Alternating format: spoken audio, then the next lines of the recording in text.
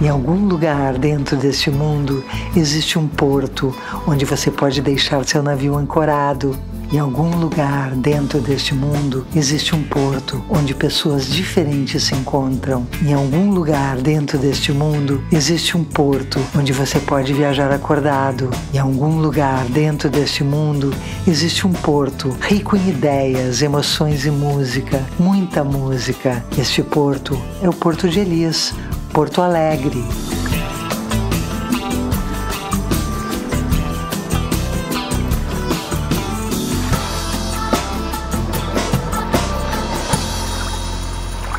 No começo dos anos 80, a gente vivia ainda sob uma ditadura.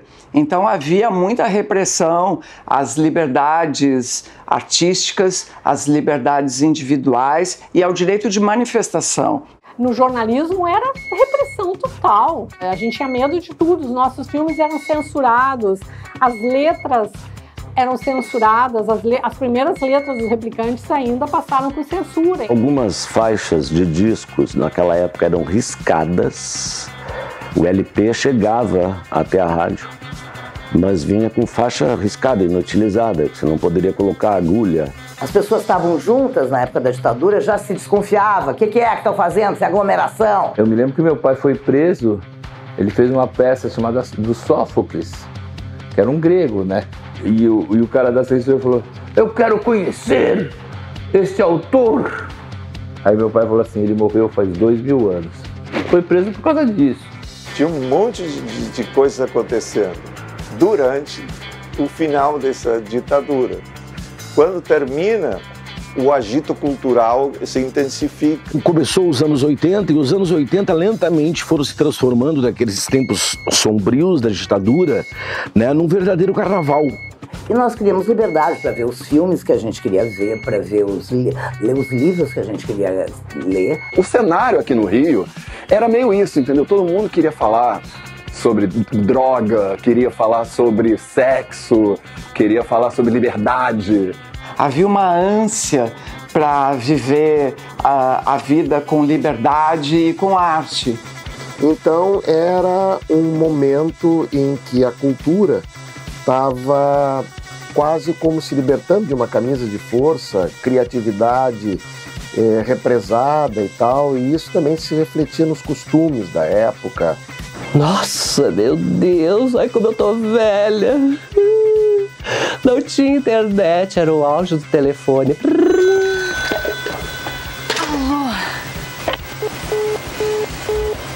Começa a surgir pessoas novas, começa na época também o Bar Ocidente. E a Oswaldo Aranha, à noite, o próprio Porto de Elis. O Porto de Elis abriu em 1984, bem na época direta já, final da ditadura. E a partir daí, o Porto de Elis também se tornou uma coisa da época, sabe? Revolucionando ideias, revolucionando um pouco a cultura.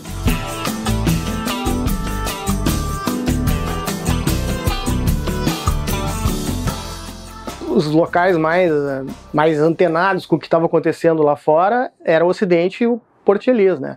Eu costumo dizer que aquilo ali era a internet dos anos 80, né? Eu viajava bastante e cada lugar que eu chegava, se começava a gravar das rádios FM na Austrália, na Holanda, em Boston, em LA. Conheci o Porto de Elis e comecei a colocar som lá de brincadeira e as pessoas amaram e começou a crescer aquilo. O som que tocava naquela época no Porto era o melhor do mundo, era lançamento mundial, ninguém tinha. O Porto de Elis começa em função que a gente curtia muito sair do teatro e ir para bar. E essas pessoas todas tinham alguma coisa a ver com arte, teatro, música, alguma coisa. Aí houve aquele pau, abriu um bar. Aí pensamos em homenagear algum gaúcho, um artista gaúcho. E de repente saiu, eles diziam, Porto de Elis. A ideia é minha, deixa bem claro. Quem inaugurou o palquinho era a minha amiga Luciana Costa, que ela já fazia show, que na época ela fazia um estilo de Janis Joplin. Né? E a Lolô um dia me encontrou e disse assim, a gente botou um bar lá em cima em Petrópolis, queria que tu fosse lá. Aí uma noite eu fui lá com o Roberto Camargo e a gente adorou, mas era pequenininho, não era o Porto de Elis que a gente conheceu. Que o bar, quando ele começou em 84, ele já começou bombando. sabe? Antes do Porto de Elis, eram as ideias, né? A gente tinha as ideias, vamos fazer isso, vamos fazer aquilo. Não tinha um local, não tinha nada. Ali no início dos 80, assim, era bem difícil. Fim de ditadura, fim de censura, né? Essa necessidade do público de respirar arte, de trocar ideias, né?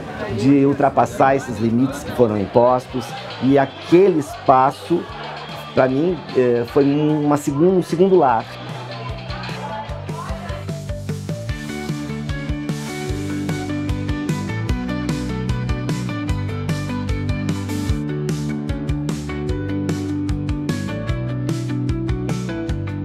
Essa camiseta do uniforme do Porto de Elis, ela é livremente baseada nessa flor, né? Que é o disco da Elis, essa mulher. Eu tenho memórias muito afetivas do Porto de Elis. Primeiro porque foi lá que eu estreiei o meu primeiro trabalho como diretor de teatro. Era um espetáculo chamado Beija Minha Boca, Amor.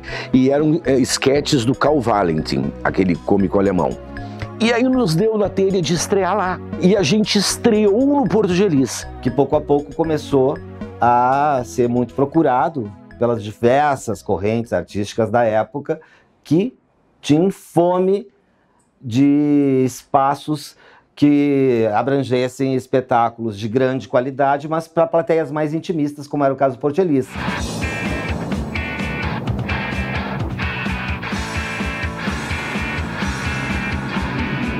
O Bonfim foi tão louco. No final dos anos 80 para os 90 que começou o Oswaldo que ficou clássica, né? Que era todo mundo na rua o tempo inteiro e tal. A Oswaldo Aranha era uma loucura, era uma multidão nas noites. Não só no Ocidente, no Lola, no João, na Lanchera, era uma loucura. Tinha o bar do Lola, que era totalmente bafom, aquela esquina maldita ali, que tinha uma funerária na frente do Ocidente. Provavelmente os anos mais felizes da minha vida, entre o Ocidente e o Porto de Elis, assim, eu dividia. Teve uma época que limitaram o horário de funcionamento da Oswaldo, né? E aí a Oswaldo fechava, então aí todo mundo subia a Protásio e ia pro Porto de Elis, né? 15 minutos para fechar o Ocidente para as pessoas subirem. Quando a gente subia pro Porto, era uma galera subindo daqui. Na verdade, era sempre os mesmos grupos que frequentavam os lugares da cena cultural, como de alguma forma é até hoje, né? Era uma época incrível porque tudo acontecia aqui em volta, entende? E todo mundo se conhecia. O Porto de Elis ocupou um espaço muito bom, está proporcionando, né, possibilidade das pessoas realizarem ótimos trabalhos. Eu gosto muito do Porto de Elis. Existia um senso de coletividade que era decisivo. Naquela época existia uma irmandade. Existia uma irmandade de verdade, assim. Existia o querer que o outro se dê bem, né? Todo mundo estava sempre a pé. E o Porto de Elis era basicamente subindo aos Oswaldo, né? Subia a Protásio e dava no Porto de Elis. Então a gente ficava subindo e descendo a noite inteira. Chegava no Porto de Elis, tá uma bosta aqui. Descia para o Oswaldo, tá uma bosta aqui. Chegava no Porto de Elis, agora tá legal, não sei o quê. Esse corredor que a gente saía, tinha pessoas que ficavam dizendo, eu saio do Ocidente para o Porto de Elis, subindo e descendo a Protásio. Eu saí de casa, passava lá, eu descia a pé pro Ocidente. Aí ficava lá até tarde, saía de lá e a pé, pegava a finaleira do Porto de Elis. E era todos os dias aquilo. Se tivesse seguido aquela energia ali de Oswaldo Aranha, Porto de Elis, nós estávamos numa cidade evoluidíssima culturalmente hoje. Um monte de gente tinha disco, um monte de gente estava com banda autoral, música própria. Nós não estava com essa chuva de cover e um monte de gente cantando as músicas que fez quando tinha 17 anos. Na Oswaldo Aranha, eu não me lembro de cenas de homofobia. Olha que coisa louca. E tinha os punks da lancheria, que a gente chamava os falsos punks, porque era só fantasia. Tinha os darks, tinha a Negalu passando com o bando dela. Entende? Eu nunca me lembro de alguém ter feito o fio-fio para Negalu. Não existia. Existia uma liberdade que era carnavalesca. Ando livre e franca pela rua, bem fantasiada, então não tem problema nenhum. Era uma mistura de tribos também. Nessa época, tipo, patricinha, skinhead, punk, metaleiro, andava todo mundo junto, todo mundo se pegava. Era uma coisa assim que hoje em dia não dá nem pra imaginar, né? Se reuniam nos lugares todas as tribos. Os gays, os punks, os carecas, os gaúchos, os piochados, os new waves. Éramos todos juntos, ninguém discriminava ninguém. A gente não tinha esse preconceito, pelo menos eu não, de frequentar qualquer tipo de ambiente, dos patricinhos aos surfistetes, aos baixos, noitada, e assim, então, tu conhece um aspecto de pessoas completamente diferentes e distintos, e eu sou muito, muito agradecida, assim, de ter vivido esse momento, sabe? Claro que existia alguns machismos incrustados, culturais, né, de família, atrasado, que a gente tem até hoje, luta para expulsar eles. Mas a gente não havia preconceito, nós tínhamos amigos de tudo que era tipo, amigos e amigas, né, andavam juntos, ninguém tinha... Não tinha problema, não, sabe? Né? E quando tu chegava no mundo do Porto, aí tu já olhava, tinha um monte de gente, todos. Primeira vez que eu vi uma pessoa trans, assim, dançando numa boate foi no Porto de Elis. Lá no Porto de Elis era uma diversidade muito grande de gente, assim, era uma loucura, era quase como se a gente estivesse num cabaré contemporâneo.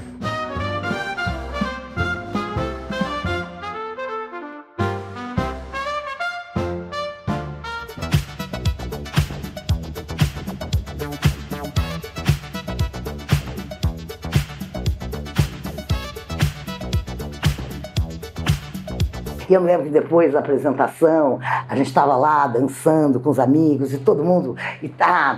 E aí um pessoal dançando lá, eu conheci um guri e também lá com a turma, todo mundo... Ah, o que tu faz? Tu é ator também? Não, sou Michê.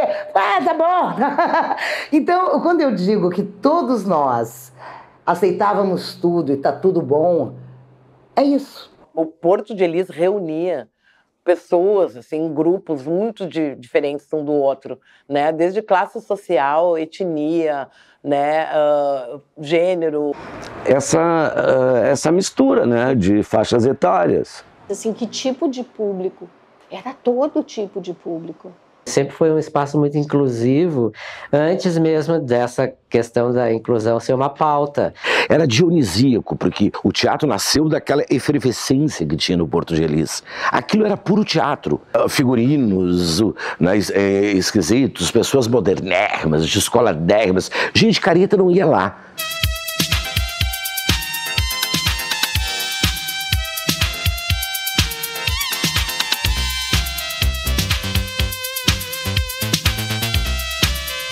O Porto mega moderno, entende? Daí tu saía na porta, tinha carroças passando.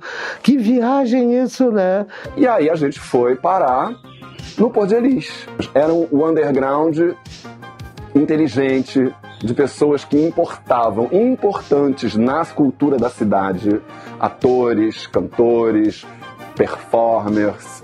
Porra, tinha o The Fala, né? O Educar, aquela galera toda, né? Então, assim, era tudo muito forte e tudo muito Porto Alegre, tá? Tudo muito Porto Alegre. A maior parte do público era gente, digamos, iniciada, né? Era gente que fazia parte dessa efervescência cultural da Porto Alegre dos anos 80 e 90.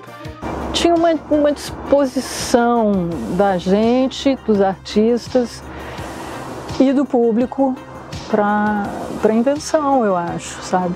Aquele público ali não estava a fim de ouvir as coisas que eram um sucesso no momento, não, estava a fim de ouvir coisas novas, eu acho. O público não era aquele público convencional, né? Então isso aí facilitou bastante uma nova efervescência musical surgisse em torno do Porto de Elis. Lá naquele lugar haviam pessoas que curtiam todas as artes, por isso que estavam lá. Então, tipo, era uma galera que sabia o que estava rolando, sabia o que a gente estava fazendo, entendia o que a gente estava fazendo. Tinha pessoas de todas as tribos, com muita liberdade e muita loucura.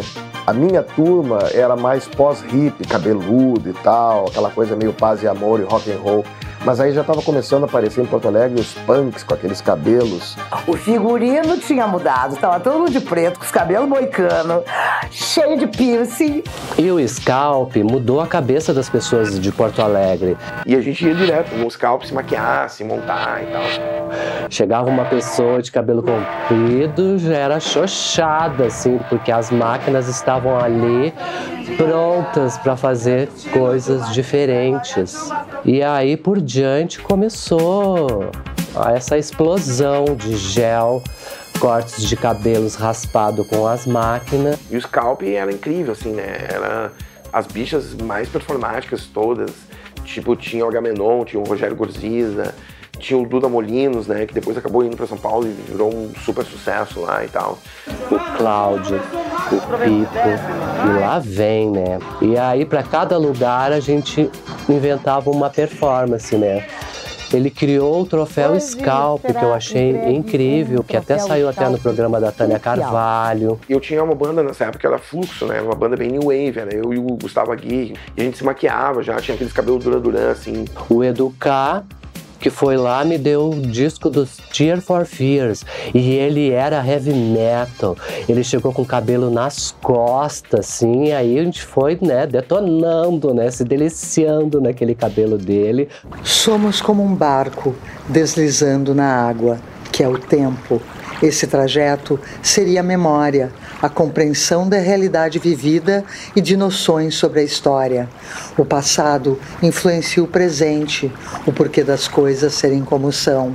A história é a ciência que estuda a vida do ser humano através do tempo. O território onde isso se manifesta é a expressão das relações sociais e culturais. Agora que me chamou a atenção a gente conversando como tinha essa coisa das mulheres já lá, sem a gente ter essa conotação do empoderamento feminino.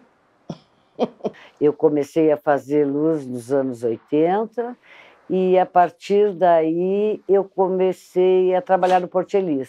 Nunca tive preconceito, por quê? Porque eu não deixava. A presença das mulheres, como a Luciana e outras, é uma coisa também que me vem à cabeça também, numa época que poucas bandas tinham mulheres, né, na sua formação. O primeiro clipe de rock gaúcho é de uma mulher, no caso eu. A própria Lori F, né, o grupo da Lori, que era um grupo liderado por uma mulher com pulso forte, com músicos selvagens.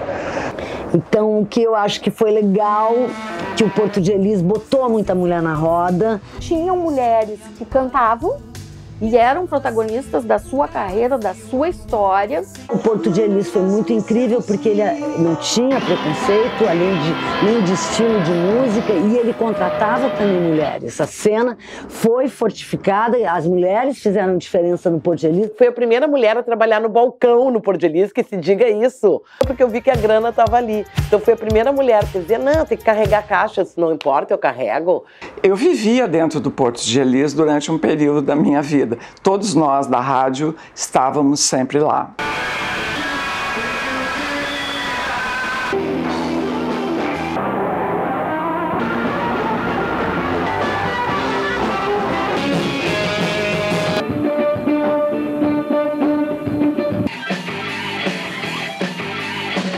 Eu vi um monte de guitarrista bom tocar lá no Porto Elis, né? Marcinho Ramos tocava na bandalheira, né? Era um baita de um guitarrista, né? Frank Solari. O Frank Solari é um absoluto virtuoso.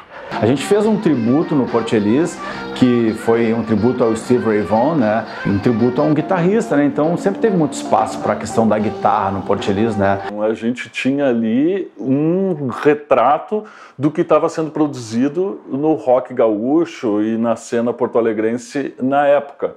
Se você for pensar em legado do Porto de Elis, é a ideia de abrir o palco.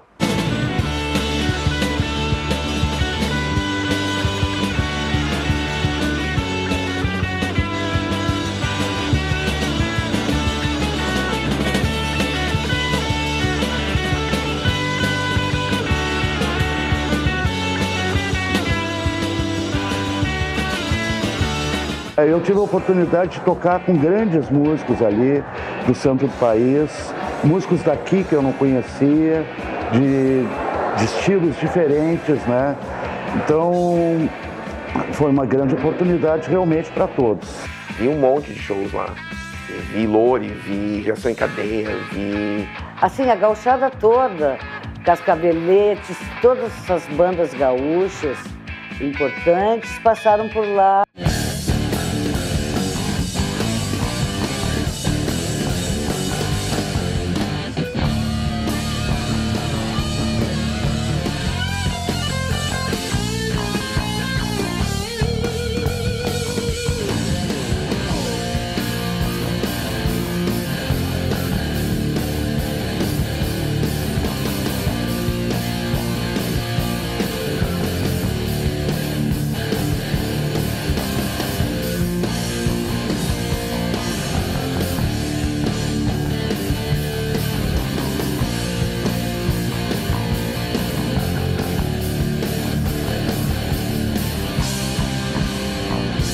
Eu estava também me reinventando como músico também, né, nessa época, principalmente no movimento punk que houve em Porto Alegre, com os Replicantes, com outros músicos, né, com o rockabilly do Acústicos e Valvulados, que estava começando ali também. Porto Alegre, nesses anos, não era meiga, era...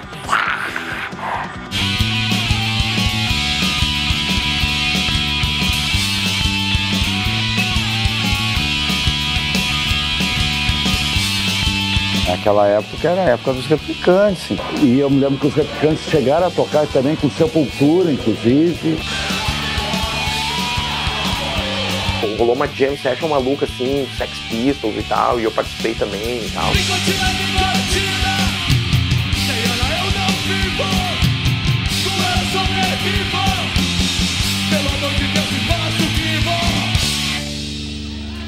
Uma das apresentações da Panic, que foi colocar no palco 2 PAs de cada lado. Cara, quando os caras começaram a tocar, as paredes do bar tremiam. Mas a Panic era uma banda de verdade, né? Uma banda que existia, tinha público. Trouxe eles, né, para tocarem no Porto Elias algumas meia dúzia de vezes, lá que lotamos a casa, né? E aí os caras sobem num palco e pulam como se fosse caminhar num tapete. E no Porto Elias era uma loucurada, todo mundo dava moche, se jogava. Tinha toda uma cultura de skate, com punk, com hardcore. Então a galera detonava, assim. Peguei a grana com a mãe! Tô com uma roupa com as mangas morcego e canuca raspada!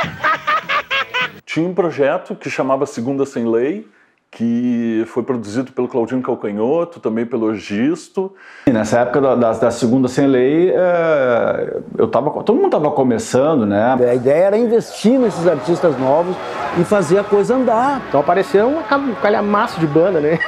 Não sabia que existiam tantas bandas na cidade. Onde houve grandes trocas de energias e de trabalhos e de ideias. E aí lotamos todas as segundas-feiras, porque era um projeto de estilos diferentes a cada segunda-feira. E a capacidade era 700 e pouco, mas circulando dava 1000.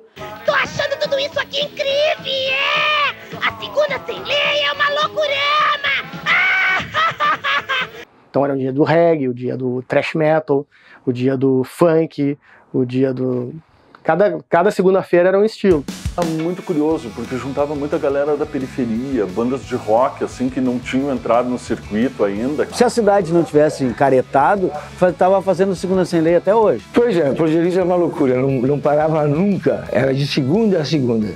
Aí todo dia tinha show e entre essas pessoas que eu conheci e vinha trabalhar durante 13 anos, uma delas é a Adriana Calcanhoto.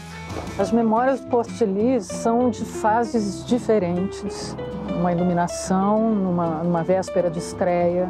Lembro de Marguinha sobe a escada, Marguinha desce a escada com refletores.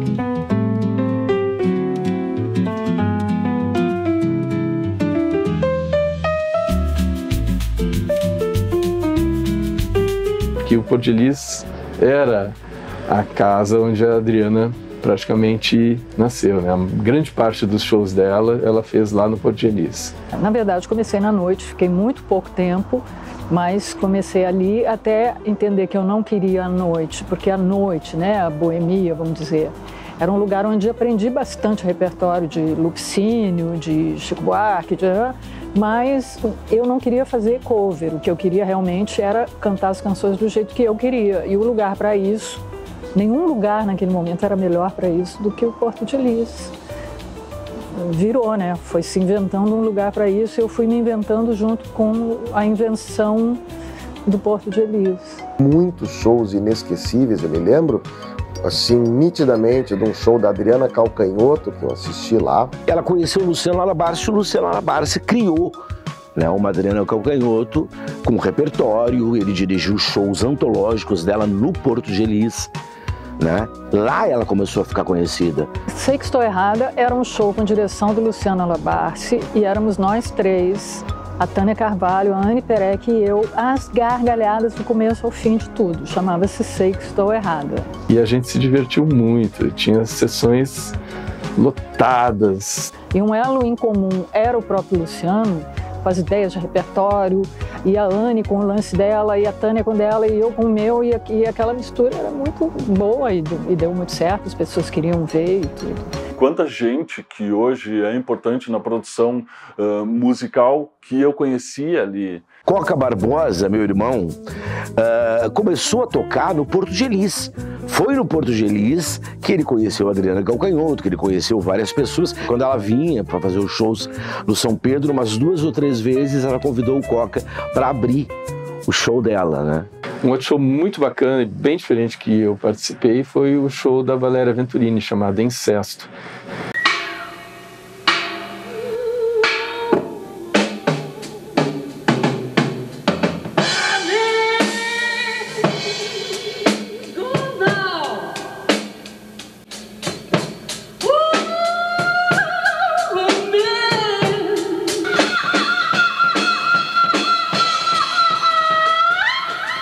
Pô, Porto de Elis é uma casa muito bacana, que ela me oportunizou trabalhar com muita gente lá. Trabalhei com a Luciana Costa, com a Muni, com o Glória Oliveira, com a Adriana Calcanhoto, com o Roberto Alves, com o Ney Lisboa, com o Dedé e os Ajudantes. Bom, um dos grandes shows que eu fiz naquela época também foi o show de lançamento do álbum Danço Só do Bebeto Alves. E aí era um bandaço, né? Tinha eu, a Denise Fontoura nos sopros, o Zé Natália no baixo, o Bebeto Mora da bateria.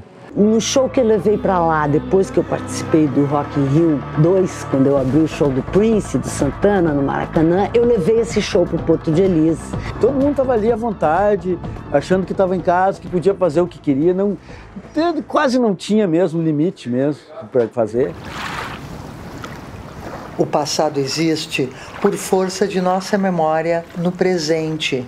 A preservação da identidade cultural é como da geografia, pessoal e intransferível. E nada seríamos sem testemunhos, registros sobre épocas que não vivemos, mas que fazem parte fundamental dessa história e que nos ajudam a entender o mundo de hoje. E os artistas começaram a chegar com ideias novas, e nós apoiávamos tudo que era ideia nova. Uma delícia, era um ambiente que recebia linguagens, né? Então, não necessariamente o que fosse normal ou tivesse um formato mais acadêmico ou um formato mais tradicional, o Porto de Elis estava aberto para o que fosse de novo, de expressão. Eu fiz várias coisas no Porto de Elis, show de voz e violão, show mais jazzista, show mais roqueiro, show mais teatral, show mais não sei o quê. Eu acumulei muita experiência, assim, porque a gente se arriscava muito. Né? Era o que o público queria, era o que a gente queria, então tinha essa liberdade, dava para experimentar, portanto aprender. Né? pessoas novas que vinham no bar e a gente escutava para colocar o seu trabalho na roda, assim. Eu criei e dirigi um grupo de leitura dramática e o Porto de Elis servia de palco. Fui o oficineiro de um trabalho inspirado no universo Federico Fellini. Por toda essa efervescência que tinha, essa loucura que envolvia, ao mesmo tempo tinha uma questão artística, uma liberdade artística que não se vê em muitos lugares. Eu sou responsável pelo espetáculo Os Brutos Também Amam. Foi uma mostra de cultura erótica e de pornografia e foi a maior bilheteria em 1989 naquele lugar. E o Vander Wildner recém tinha saído dos Replicantes e montou a banda Sangue Sujo. O grande show é o show no Porto de Elis. E aí eu resolvi fazer um show brega e eu montei um show brega e apresentei ele uma única vez no Porto de Elis. O Fogo da Paixão era o nome do show. E o show era um show com cenário. Essa é uma das relíquias do Voo do Morcego e do Porto de Elis. Essa era uma das produções que o Egisto sempre soube tocar, soube conferir. O Porto era onde eu fazia o meu laboratório, na real, experimentando com o público. Às vezes a recém mudou, mas vamos tocar já para ver como é que isso se comporta na frente das pessoas. Denizeli, eu quero te convidar para participar de um clipe meu. Eu sei que legal, Egisto. E sim, Engolindo Fogo, tu topa? Topo. Chego lá, ele anuncia, antes de eu entrar no palco, agora a Denizeli performando a música Fogo na Buça. Gente, eu fiquei com um ódio mortal, queria dar nele. Mas performei, né? Então são essas histórias do Porto de Elis. Chegou a hora que tinha que ser tudo no profissional. Aumentamos o palco, cortina de teatro, enfim, montamos uma estrutura boa. Para a época, ninguém tinha na época. Eu acho que foi um dos primeiros lugares assim, mais undergrounds assim, que focou em montar uma estrutura dedicada a atender bem a questão do palco, né, e da música. E o Porto de Elis era uma casa maravilhosa para tocar, né? Para shows e tal. Até hoje não tem nada igual, num tamanho pequeno, assim, né? Tinha tudo, era um camarim maravilhoso, era um palco grande, uma iluminação maravilhosa, um lugar de espetáculos. Eu apresentei peças lá, eu fiz musicais lá. Dá-se que eu começo a ir nos shows da minha irmã, né? Adriana, Calcanhoto, no Porto de Elis. E aí começo a conhecer ali a Marguinha, o Alex, os melhores iluminadores da cena de Porto Alegre, do estado, né? Caco Bolcha, do som, a melhor sonorização, Vento Norte. Então os melhores profissionais estavam ali. Nós fizemos no Porto de Elis umas montagens simulando uma estrutura de um teatro de verdade. Se não tinha equipamento, não tinha, por exemplo, gelatina para a cor do espetáculo, eu descobri que aquilo podia ser um efeito. Não cobrir toda a frente do espetáculo e ficar vazado dos lados. Aí botava uma fog que já existia, formava um desenho e que é uma marca minha até hoje. Eu fazia muito o M. A gente brincava lá e se dedicava, eu, o Alexandre Lopes e o André Domingues. Uma das coisas que marca o Porto de Elis também, não só a gente falando de música local, é a determinação que o pessoal de lá tem de trazer shows, trazer espetáculos, que não são só shows, né? Dos outros do centro do país, mas espetáculos que, se não houvesse o Porto de Elis, não viriam para Porto Alegre. E não era assim, a gente está tendo patrocínio, vamos ter, não. Entendeu? Era vamos fazer, porque, claro, existia o quê? Pessoas, né? Existiam amigos. Lembro muito do Clóvis, com Rubens, da Rosa, muita coisa da gente trabalhando lá dentro, né? De tarde, um calorão, e a gente, cada um no seu trabalhinho de formiguinha, mas como coletivo, né? Cada um fazendo a sua parte, fazendo aquilo existir, funcionar e crescer. A noite porto-alegrense, sem o Porto de Elis, não seria a mesma. Eu trabalho há 3 anos aqui no Segundo Caderno, escrevendo sobre música, e muitas das coisas boas que eu já vi acontecerem em Porto Alegre nessa área foram justamente no Porto de Elis. Eles desenvolvem um trabalho que tanto atinge o produtor cultural do centro do país, como mantém sempre um acesso para a produção local. O Porto de Elis era um lugar único. Eu vi o primeiro show da Zélia Duncan aqui em Porto Alegre, ainda era Zélia Cristina. Né? A Dulce Quental.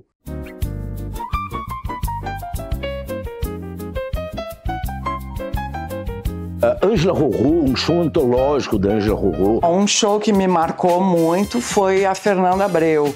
Foi a primeira vez que ela esteve aqui em Porto Alegre e achei incrível, porque era um trabalho diferente de tudo o que se fazia naquela época, né?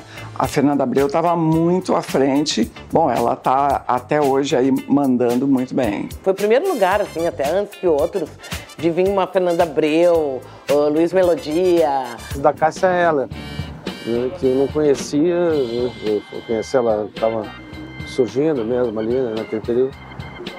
E fiquei muito impressionado, não só com o talento dela, com a voz dela, etc., mas com uma postura, com ela escarrando, cuspindo no palco.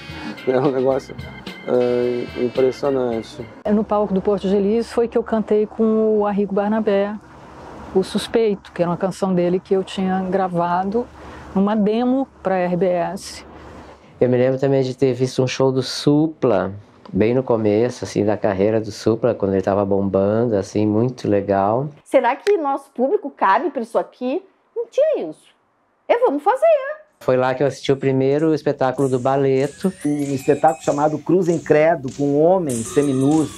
Na verdade, o Baleto, ele surgiu com o selo de qualidade Teatro Bar Porto de Elis, né? Porque foi onde a gente experimentou para ver se dava certo, colocou na roda e deu muito certo. Então, a partir daí, o Baleto foi adiante, né? Então, a gente misturava teatro, misturava dança, misturava artes plásticas, a música, tudo nós é que criávamos. O Guélio era o grande mentor dessas ideias geniais. Era um espetáculo muito forte, assim, muito impactante.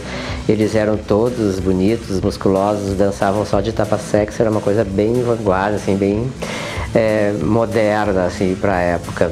Eu ouso dizer que a história da dança no Rio Grande do Sul tem um marco do Baleto. Foi antes e depois do Baleto. E eu me lembro muito da imagem de ver aquela plateia cheia, né, aquele bar cheio, o pessoal, e, enfim, né, foi emocionante assim, até lembrar. A gente tem tantos artistas fantásticos do Rio Grande do Sul, sabe, com obras muito relevantes, que talvez não tenham chegado no país todo, mas que são muito importantes e muito originais.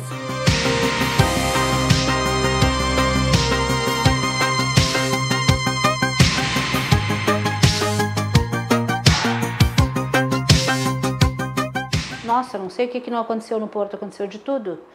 De tudo que a gente possa imaginar de arte, de exposição, de vídeo, de tudo. Lembro bastante de muita gente começando. A própria Fernanda Chebali, a grande fotógrafa do rock gaúcho. Tinha recém saído de uma história de amor e estava precisando me relacionar. E o Porto de Elis foi um espaço onde isso aconteceu. Eu comecei a fotografar os shows de rock. Durante 6 meses eu fotografei as bandas que estavam acontecendo ali, Segunda Sem Lei. E no final desses 6 meses eu montei uma exposição que chamou Rock, Luz, Velocidade. E apresentei no bar. E aquela exposição me projetou muito nesse universo. Ao final dela, eu me senti numa dívida que eu precisava, então, trabalhar uma questão documental da música.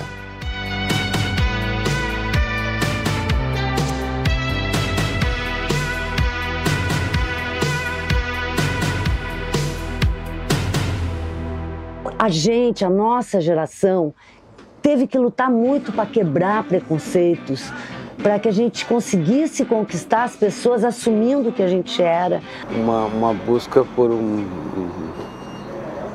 externar assim, né, sexualidade, por uma luta, né, pelas liberdades individuais, pelas questões identitárias, né, que ali já se afirmam socialmente, né? A gente não tinha necessidade dessa sigla LGBTQ, cada um era o que queria, entendeu? Assim, tinha essa... A gente nem falava de gênero. Nós éramos muito sexuais. a nossa geração. Eu queria saber se eu era gay, se eu não era gay. As minhas questões eram essas. Hoje, assim, se eu quero continuar homem ou se eu quero virar mulher. E nessa época aconteceu uma coisa muito chocante. A AIDS, e que pegou muito dos amigos dessa geração. Isso aconteceu naquela época, a gente perdemos grandes artistas. Eu, no caso, perdi a minha irmã, a Lori.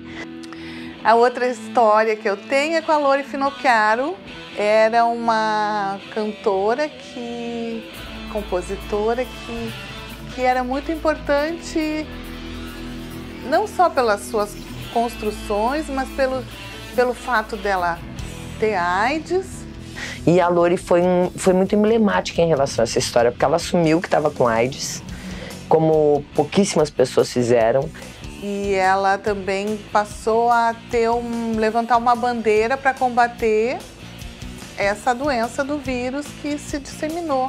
E ela foi totalmente afetada porque sabia que estava com o tempo contado. Cada mês era um amigo novo que se ia em função do HIV.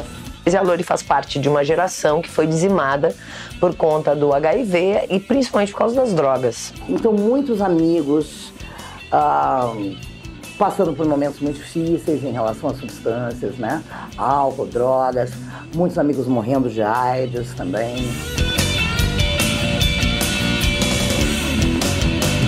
Tendo passado pelos anos 80, a minha memória é muito boa ainda. Eu lembro disso, mas eu lembro de poucas coisas da época do Rune, por uma questão óbvia. Tinha o Educar, que era meu amigo, que eu amava, né? Tinha aquela molecada, e eu achava esses caras muito doidos. A verdade é que é o seguinte, né? Quem disser que lembra como é que era os anos 80 vai estar mentindo, porque, né, tava todo mundo completamente louco, fora da cabeça. Era muita cachaça, muita porcaria, muito LSD, tudo, era foda, assim. Assim, todos os dias, né? Durante muitos anos, assim, parece que apagou um pedaço da memória, assim, é difícil mesmo lembrar. Foi bem divertido, mas ao mesmo tempo também era uma época de muita loucura, de muita droga, de muitos experimentos. Estávamos em busca. Estávamos à procura, queríamos viver, queríamos nos testar, queríamos conhecer os nossos limites e além dos limites. A cultura da noite de Porto Alegre também era muito vibrante, muito divertida. Eu fiquei trilocal. E foram noites alegres, consistentes e longas. Você chegava todo fedido de cigarro, né? Walter, onde que ela mora? No Málaga.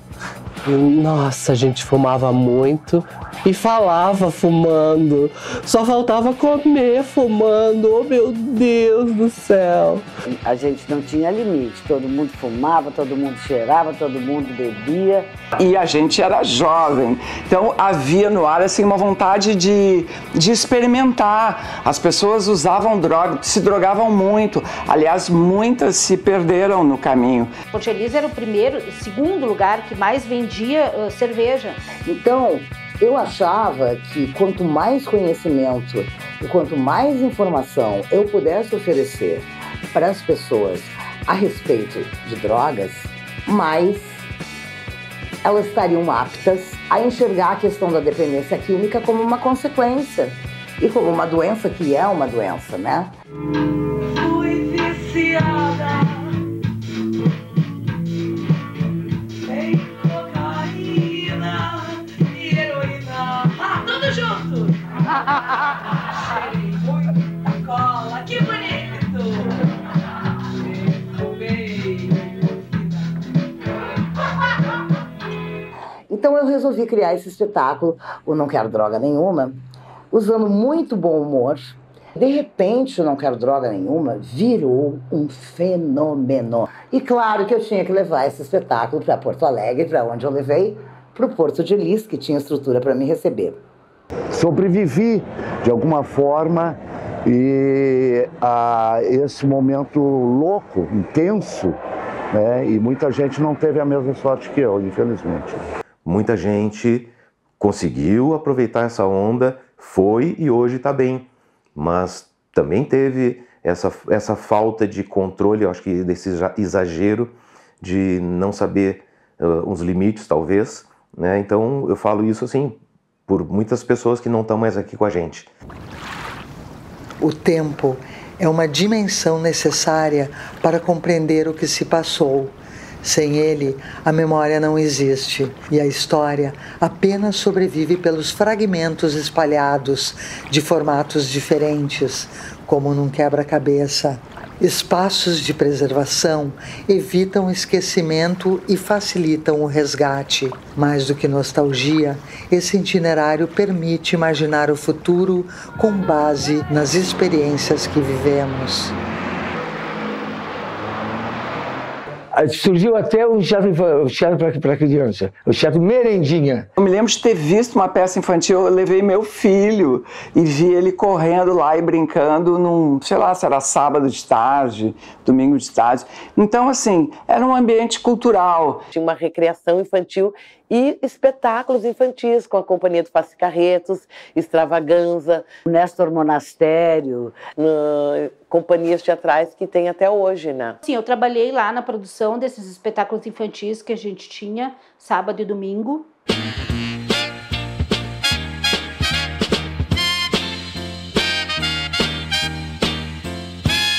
Um dos espetáculos da Companhia Tragicômica Balaio de Gatos, um grupo de teatro, de dança e vanguarda, foi a sua despedida com o espetáculo Orange Marmalade, com figurinos assinados pelo grande artista e bailarino, ator, João de Deus. O João era um artista assim, multiespectro, que a gente vamos dizer assim. Então ele tinha todo esse lance do teatro, então ele sabia de luzes, ele sabia de maquiagem, ele sabia de cabelo, ele sabia de tinturas.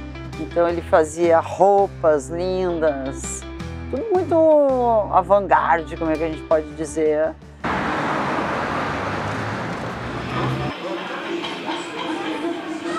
O que Barbosa acha?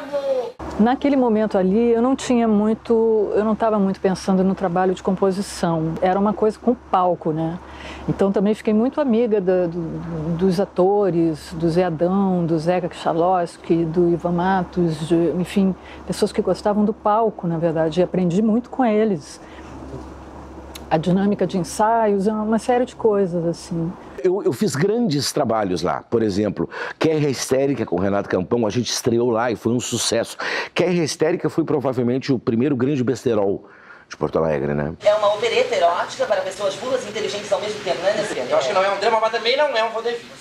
Nós rimos, choramos, cantamos, dançamos e inclusive sapateamos. É verdade, mas daí dá, eu acho que não é nem 8 nem 80. E a pioneira do topless, né? Coloquei meus seios na roda, em Vinhal.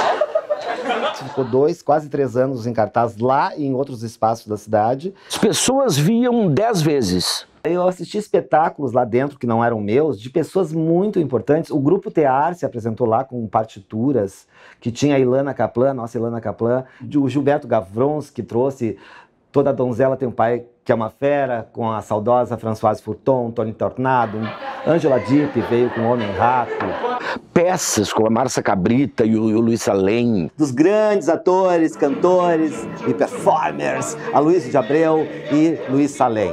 E realmente, em Subversões, foi um espetáculo pioneiro nessa arte queer, porque eles faziam versões engraçadíssimas de sucessos nacionais e internacionais e com uma versatilidade, com um humor ácido próprio deles. Era muito legal.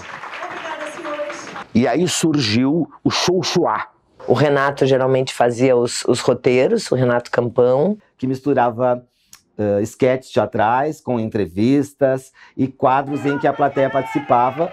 Anúncios eróticos para quem está uma jacira sozinha.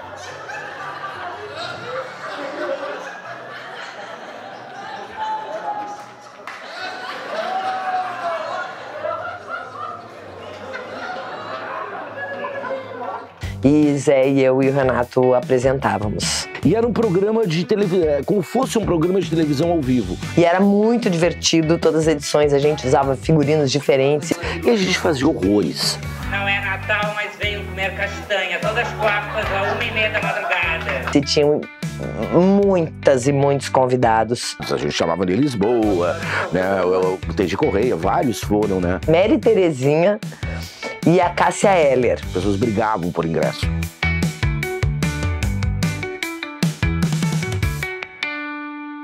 O Porto de Elis tinha um circuito interno de TV que movimentava um pouco a cena.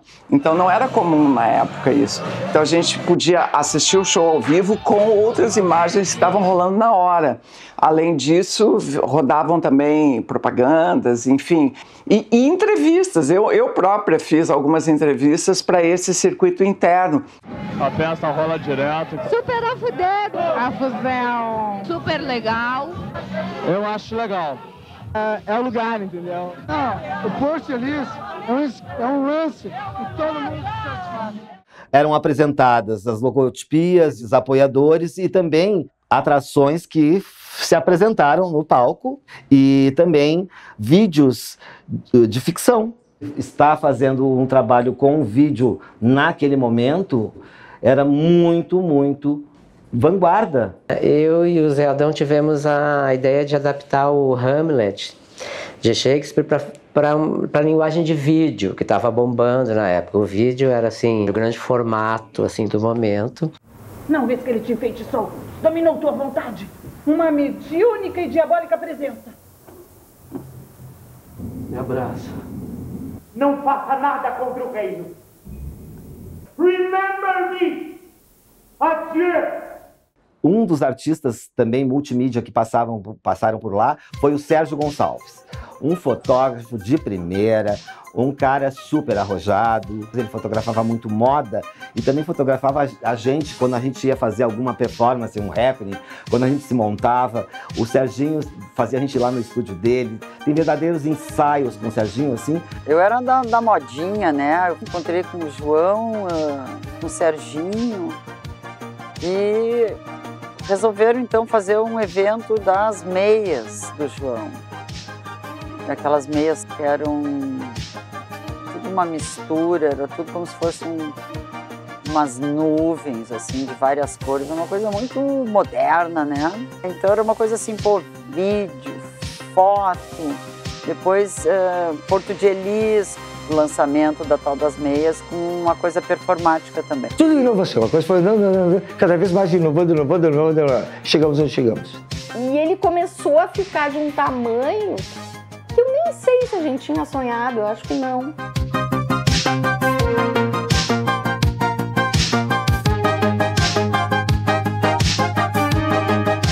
Como a programação ela era basicamente muito multifacetada, criou uma necessidade de uma assessoria de imprensa para o espaço.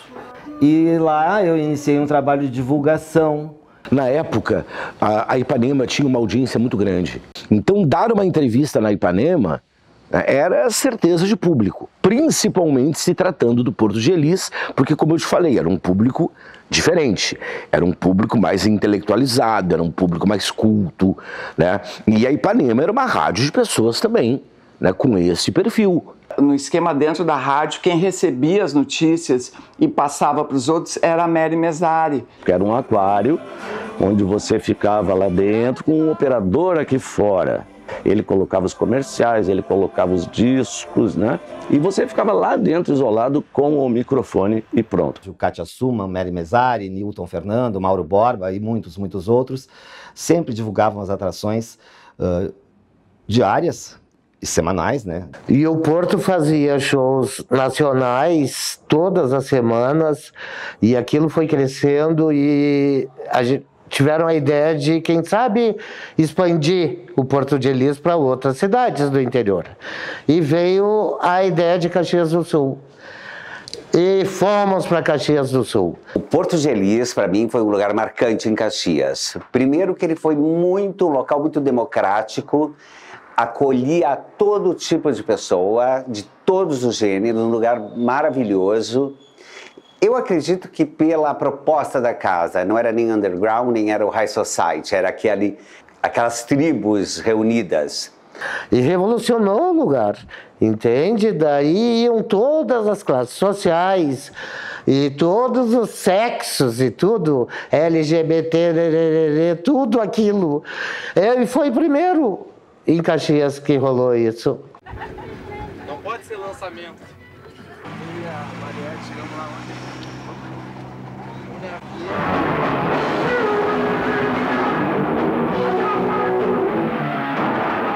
Shows fantásticos. Eu conheci Cássia Eller no Porto de Elis.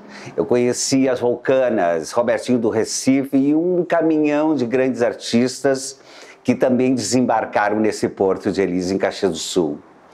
Um lugar que determinou conceitos, costumes, moda. E para o meu trabalho foi muito bacana, porque eu comecei a mostrar no meu espaço do jornal novas caras. A gente foi para Caxias, a gente foi para Porto Alegre, outra vez para Porto Alegre, quer dizer, Porto de Elis nos aproximou.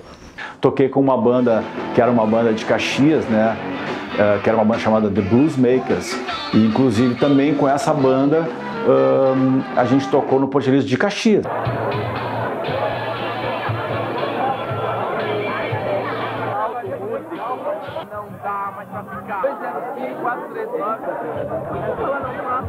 Laurita Leão. É uma alegria imensa estar aqui mais uma vez. É mentira! De lugar de Porto Alegre, Ocidental, Rodrigo, belíssima. Essa é a primeira vez que eu entro aqui. Começou amanhã aqui, tá entrando muito lado mesmo. Essa luz vai me derrubar. Tá bonita assim. Pelo presidente que não existe mais. Eu tô falando pros pais da minha alimentação no chat. Essa noite foi memorável. Toda cena de produção teatral e musical de Porto Alegre estava presente nessa festa de reinauguração. Ali foi uma celebração, né, um ápice assim, era um lugar icônico de Porto Alegre, né? Ele alcançou o seu topo ali na cidade e no Brasil, né? A fama do Porto de Elis transcendeu as fronteiras do Rio Grande do Sul e chegou a São Paulo e Rio de Janeiro, com certeza. Acabou saindo na Veja, porque se elegeu em diversas capitais do Brasil espaços que naquela época abrangessem essa linguagem também de espetáculos menores, intimistas. E um dia eu estou no escritório ali e ligo o telefone e o Clóvis atende. O que é? Meu, tá louco? Não sei o quê? Desliga assim na cara da pessoa. Aí liga de novo. Para de passar trote aí! Não liga mais! Pum! Desligou de novo, né? Aí eu... O que tá passando aí? Ele... Ah, tem um cara aqui que fica falando aí ser gay, ser gay. Eu era o ser gay querendo marcar show no Porto de Elis. Ah, pois é, né? Teve o happening da década e eu lembro que foi uma coisa muito legal. Nós fizemos várias performances. Eu toquei com o meu teclado, o meu Poly 800, que é esse que está aqui, na rua, toquei ao vivo. Né? O pessoal foi colocando sapatos na fachada e do lado de dentro acontecia várias performances. Pelo menos 2/3 do bar usa preto e tem cabelo arrepiadinho. A Dama da Noite, uma adaptação que o Gilberto Gavronski fez de um texto do Caio Fernando Abreu. Não era assim um espetáculo formal de teatro, era uma performance. Então, quando a gente chegava lá, a personagem dele já estava no bar ali, junto com as pessoas. E aí, do nada, tinha uma mudança de luz, eu acho, de som, e ela começava a fazer o texto ali. E eu lembro, então, que quando eu voltei para Porto Alegre e conheci o Porto de Elis, me chamou a atenção porque o Porto de Elis estava na mesma sintonia que esses espaços que movimentavam e fomentavam essa cultura de vanguarda, de underground, aqui em São Paulo. Uma geração ali em São Paulo de bandas. Tinha 2 lugares muito importantes lá, 3 lugares. Tinha o Espaço Off, aí tinha o Aeroanta e teve uma outra casa chamada Dama Choque. Realmente tinha uma fomentação de música underground, de artistas independentes, e naquela época era maravilhoso, era uma coisa que fervia, e quanto mais underground e mais disruptivo tu fosse, mais o público gostava. E você ter lugares onde você pode continuar rompendo o padrão é muito importante. O Porto de Elis é um deles, né? Sei lá, como Crepúsculo de Cubatão, como Madame Satã. As bandas muito importantes dessa geração: Lune, Os Mulheres Negras Gueto. Depois veio o Vexame, que também eu fiz parte. Me lembro também de um show com a Marisa Hort e a banda Vexame, que era sensacional. Nós vamos começar falando de amor. Migalhinhas de amor, nós estamos à procura disso. Estamos sim. Me lembro muito do show das Mulheres Negras, que era um trabalho diferenciado, um trabalho esteticamente musical completamente diferente do que eu já tinha visto, né? E os caras do Rio Grande do Sul amavam as Mulheres Negras, porque a gente realmente era muito esquisito. Eram dois caras fazendo... Era a terceira menor Big Band do mundo. Então a primeira vez que a gente tocou lá, a gente meio que foi, tipo, aclamado por aqueles malucos, aqueles roqueiros do Rio Grande do Sul.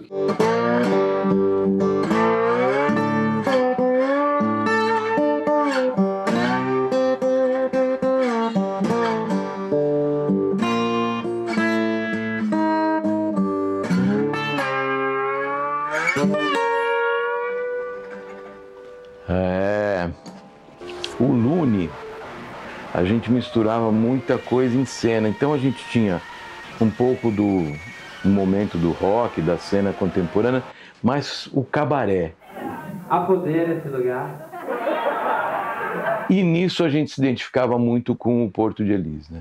Vamos lá, meu novo.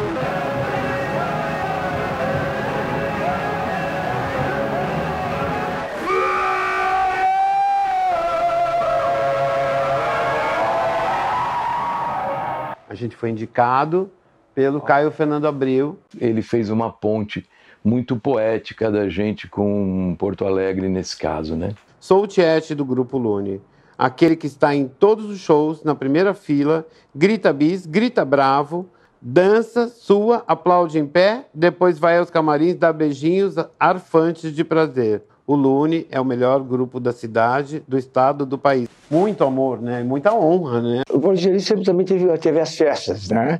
Então sempre tinha o público do show, aí terminava o show, o público ficava um pouquinho mais e começava a chegar o público das festas. Era assim um ponto de encontro. Todo mundo ia para lá e tudo acontecia lá. Porque a noite começava antes e depois do show continuava a noite no Porto de Elis. Era lá que eu encontrava todo mundo, as pessoas de quem eu gostava. Era de lá que saíamos para outras baladas, inclusive. Quando terminava as atrações, enfim, os espetáculos, entrava o DJ. Então ele pegava todos os discos importados que chegavam e ele sempre fazia o lançamento lá no Porto. 5h30 e 7 horas da manhã era um horário que a gente ainda estava lá, o Porto de Elis, que nem uma Maria Fumaça. A mil. Sexta e sábado e domingo era o público geralzão, assim. Então, às vezes tinha algum espetáculo que a gente colocava na sexta-feira.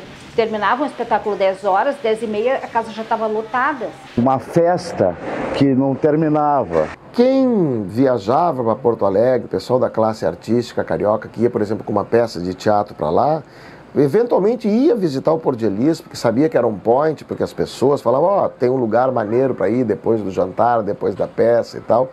Miguel Falabella, sempre que vinha, passava por lá. O Caio Fernando Abreu.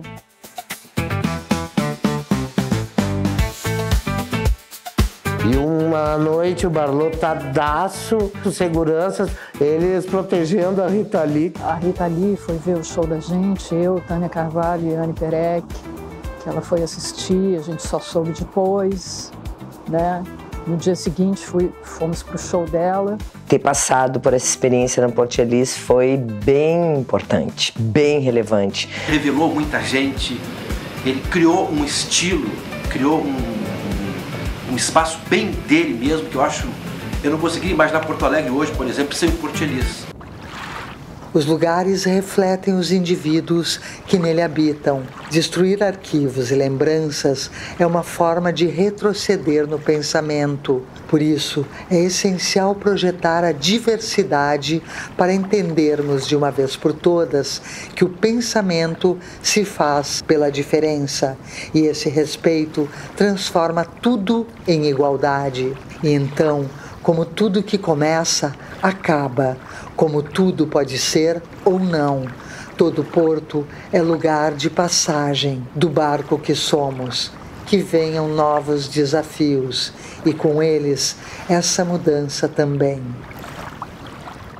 A gente não faz escola, né? Não tem faculdade, então você só aprende fazendo, errando e aprendendo. E aí coisas de espetáculo mesmo, coisas de figurino. Por exemplo, aprendi a duras penas num show no Porto de Elis, que a gente não vai para um figurino no palco sem fazer um ensaio geral com o figurino, porque pode dar você pode ficar nua. Umas coisas assim. Sem querer, porque você ficando nua querendo, tá tudo certo. Me direcionou na vida a experiência do Porto de Elis. Ali é que eu sofistiquei um pouco como subir num palco, uma marcação de luz, né? Como, né, se relacionar com o público. Então isso tudo eu aprendi no Porto de Elis, que é o que eu uso para tudo na vida. Então para mim o Porto de Elis foi isso, assim, me sustentar a minha velha agora, assim, a minha velha continuando fazendo, sabe? De certa forma foi um dos espaços mais fundamentais para eu construir a minha carreira como artista. Às vezes eu pensava assim, pô, quem saiu do Porto de Elis, agora eu tô aqui, né, na Europa, fazendo um festival de jazz do North Sea Festival, né? Então, a minha carreira deslanchou. O que dizer dessa experiência em que reunia toda essa diversidade, no sentido não de orientação, mas de estilo, de ideal, de postura, né, de genialidade e de democracia, por que não? É um desses lugares onde muitas pessoas puderam ter aquele espaço de liberdade para ser quem são e se descobrirem. Ali foi o primeiro experimento fora da coisa da noite, de voz e violão, onde eu tinha que cantar o que as pessoas queriam ouvir, sempre o mais parecido possível com a gravação original.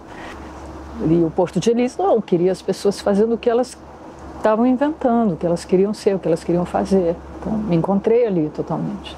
Qualquer pessoa, independente de como ela seja, ela pode ir onde ela quiser, a hora que ela quiser, né? E fazer o que quiser. É isso que o Porto de Elis me mostrou.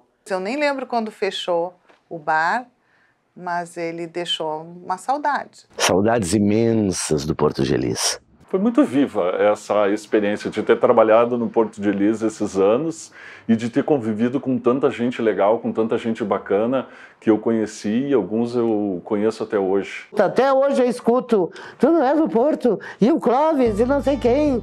Eu sinto que hoje, sem ser saudosista, as pessoas estão mais chatas.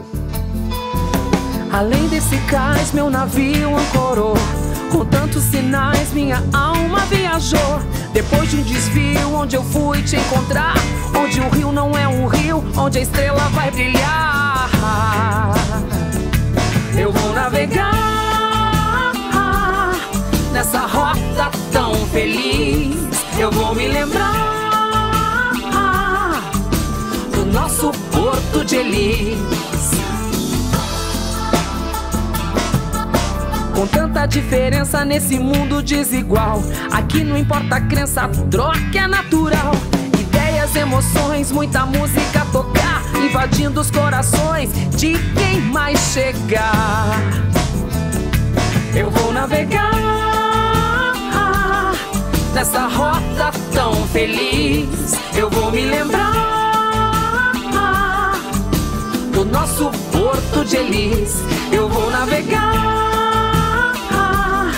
nessa rota tão feliz. Eu vou me lembrar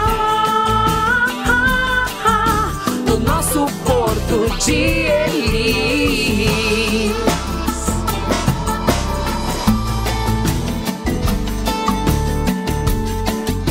Certos lugares não sobrevivem, mas é um insulto ainda maior não sobreviver e virar uma porra de um estacionamento, né? Hoje o Porto de Elis é um estacionamento, para quem quiser lembrar como é que era, não tem mais como.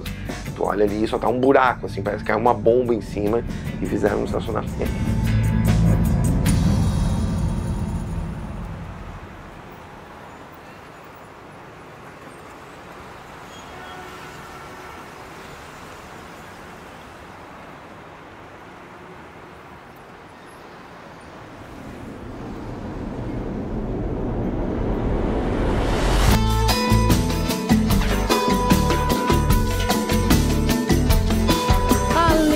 musicais meu navio ancorou. Com tantos sinais minha alma viajou.